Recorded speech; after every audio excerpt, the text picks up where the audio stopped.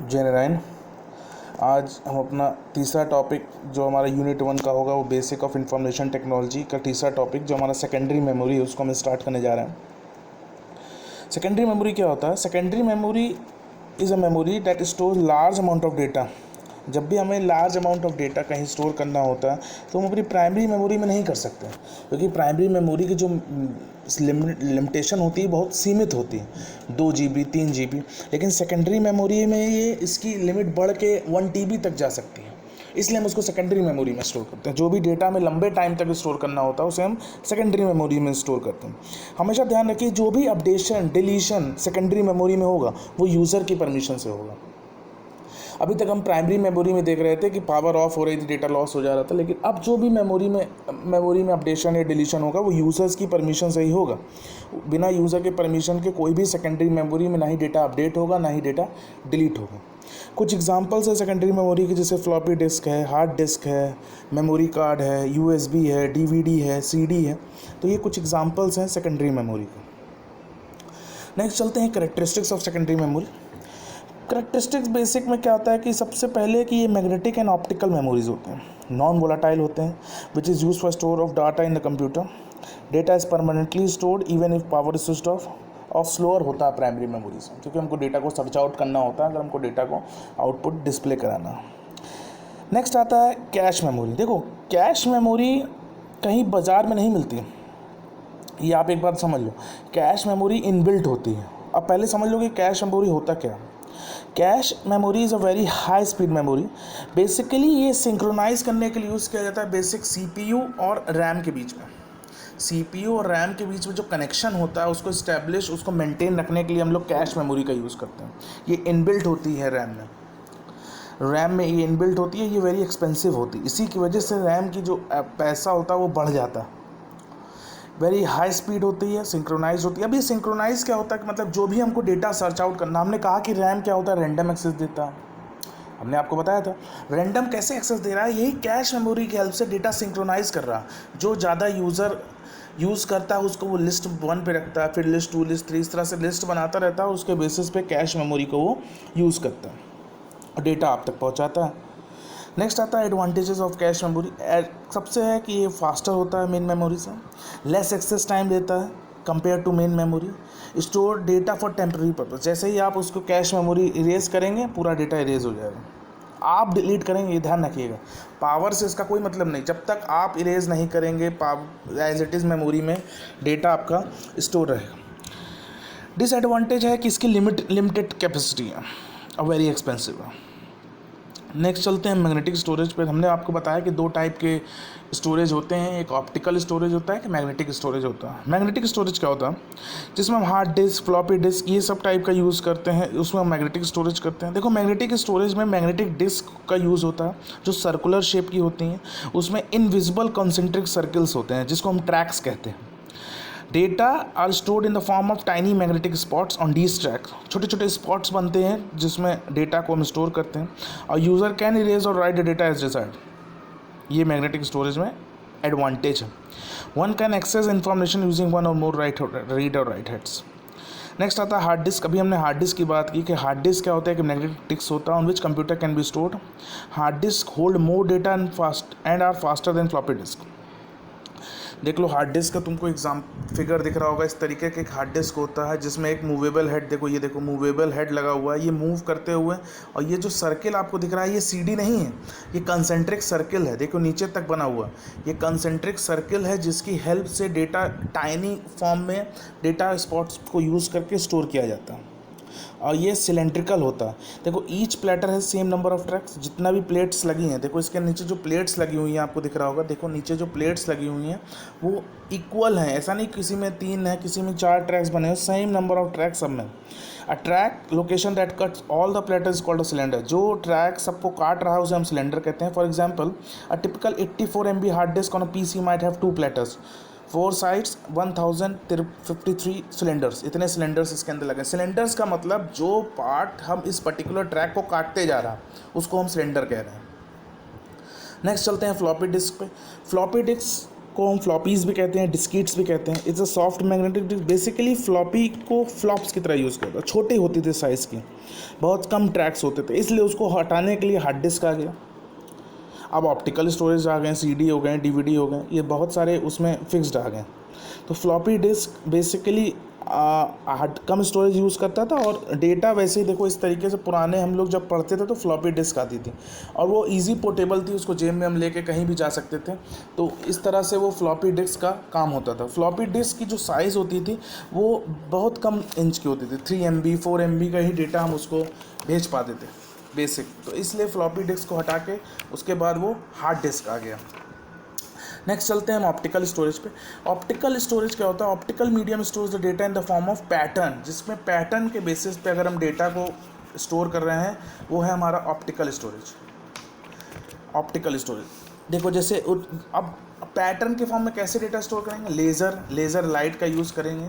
Laser light से जो भी डेटा हम स्टोर कर रहे होंगे वो हमारा ऑप्टिकल स्टोरेज होगा। फॉर एग्जाम्पल समझना, फिर से एक बार ऑप्टिकल स्टोरेज को समझो। An optical medium stores the data in the form of pattern where data is read और written with the beam of laser light. Laser light की हेल्प से अगर डेटा रीड और राइट हो रहा है तो उसे हम ऑप्टिकल स्टोरेज कहते हैं। It offers more storage capacity and durability. More storage capacity और ड्यूरेबिलिटी प्रोवाइड करता है। परफेक्ट जो वीडियो गेम्स होते हैं, बेसिक लार्ज मूवीज़ होती हैं, वो ऑप्टिकल स्टोरेज पे लिखी जाती हैं। सबसे पहले इसमें आता है फ्लैश ड्राइव। फ्लैश ड्राइव क्या होता है? फ्लैश ड्राइव छोटी पेन ड्राइव जैसा होता है, स्मॉल पेन जैसा। It is very popular. It can store large data like movie, game, music etcetera, and can be also be carried out in your pocket. Basic pockets में हम इसको carry कर सकते हैं।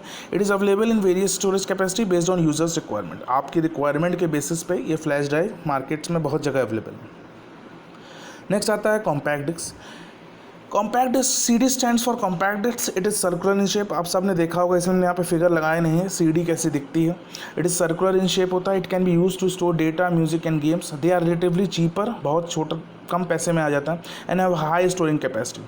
The idea of CD was proposed by Sony and Philips. Sony और Philips ने ही idea दिया था for storing music, but due to its storage capacity it was later stored for storing all kind of data. Later capacity को देखते हुए सारे data को हम इसमें स्टोर करने लगे। एक प्रोसेस होता है writing data into CD, it's called burning. The process of writing data on the CD is termed as burning. CD को हम फर्दर 3 कैटेगरी में डिवाइड करते हैं, CD-ROM, CD-R और CD-RW। CD-ROM का मतलब होता है compact disk read only memory. This type of disk cannot be rewritten. It is distinguishable from other CD format as the bottom is silver coated with different shades of written data section of the disk and section remaining free. ये हमेशा ये ध्यान रखना कि ये सिर्फ एक बार burn कर दिया हमने डेटा, मतलब CD में राइट कर दिया डेटा, तो फिर हम री रिटर्न नहीं कर सकते। इतना चीज़ समझ लो। CD के ऊपर लिखा रहता है कि वो CD-R है कि CD-RW है कि CD सिर्फ ROM है, उसमें CD के ऊपर लिखा होता है। आप कभी खरीदेंगे तो CD के ऊपर राइट लिखा रहता है ये चीज़, आप कलर से मत जाइए। नेक्स्ट आता है CD-R, जो बोलते हैं हम compact disk recordable. It can be burned once only. User can add content until it reaches it full capacity. जब तक हम फुल कैपेसिटी तक नहीं पहुंचते तब तक इसको हम रिकॉर्ड कर सकते हैं। फाइनली और closed with burning. It does not allow an existing content to be deleted off the disk. हम इसमें डेटा डिलीट नहीं कर सकते। नेक्स्ट आता है CD-RW, मतलब compact disk rewritable. It is rewritable. Additional data can be added, erase and use multiple times. ये ध्यान रखिए। And CD-RW can be written up to 1000 time. 1000 बार हम डेटा को लिख सकते हैं, बिटा सकते हैं RW में। CD कैपेसिटी की जो कैपेसिटी होती है वो 700 MB तक होती है। आप अगर उसको गाने से कंपेयर करना चाहो तो अप टू 80 मिनट्स ऑडियो आप स्टोर कर सकते हैं CD में। नेक्स्ट आता है DVD। DVD stand for digital video disk or digital versatile disk. ये basically large amount of data store करता है। CD के कंपैरिजन में GBs में डेटा स्टोर करता है। मूवीज़ है, सॉफ्टवेयर है, बिग फाइल्स है। ये भी 3 कैटेगरीज में डिवाइड होता है, DVD-ROM, DVD-R, DVD-RW। DVD-ROM मतलब digital versatile disk read only memory. ये बेसिकली डाटा परमानेंटली स्टोर करता है, कैन नॉट बी रिटन और जैसा CD का काम था वैसा ही DVD में काम है। बस ध्यान रखिएगा सेम चीज़ दोनों में होती है, CD DVD में, लेकिन DVD की जो साइज़ होती है, जो स्टोरेज कैपेसिटी होती है वो बहुत ज़्यादा होती है। DVD-R का मतलब डिजिटल वर्सेटाइल डिस्क रिकॉर्डेबल होता है। In this type of disc data can be written and read multiple times. Digital D R W मतलब डिजिटल वर्सेटाइल डिस्क, रीराइटेबल होती है। It allows the user to read, erase और write the data multiple times. हम DVD जो disc data capacity होती है DVD की, वो होती है 4.7 GB आती है, 9.4 GB आती है, 8.5 GB आती है एंड 17 GB आती है। ये सबको आप नोट करते चलिएगा क्योंकि हमने इसको लिखा नहीं है और जो भी टेस्ट होगा उसमें ये पूछा जाएगा, तो इसको आप नोट करते चलिएगा। नेक्स्ट आता है ब्लू-रे डिस्क। ब्लू-रे डिस्क में क्या होता है, ये DVD से भी ज़्यादा होता है, ये DVD से भी ज़्यादा साइज़ की स्टोर करता है। ये ब्लू वायलेट लेज़र होता है जिसकी हेल्प से हम डेटा को रीड और राइट करते हैं। बेसिकली जो इसकी स्टोरेज कैपेसिटी है वो 25 GB से लेकर 50 GB दोनों साइड पे हम स्टोर कर सकते हैं, मतलब 25 GB एक साइड, 25 GB दूसरे साइड, तो टोटल 50 GB डेटा का एक कलेक्शन हो जाएगा ब्लू-रे डिस्क पे। ये ध्यान रखिएगा। इसकी जो हेल्प होती है वो ब्लू लाइट निकलती है, ब्लू वायलेट लेज़र लाइट, जिसकी हेल्प से डेटा रीड और राइट होता है उस पर्टिकुलर CD में, डिस्क में, सॉरी CD कहना है, डिस्क में। और जो इसकी साइज़ होती है वो 25 GB से लेकर 50 GB तक वेरी कर सकता है, मतलब 25 GB एक साइड, 50 GB एक साइड। अगर वो डुअल प्रोसेसर है तो 50 एक पे 50 दूसरे, मतलब 100 GB तक वेरी कर सकता है ब्लू-रे डिस्क में। नेक्स्ट आता है मेमोरी कार्ड।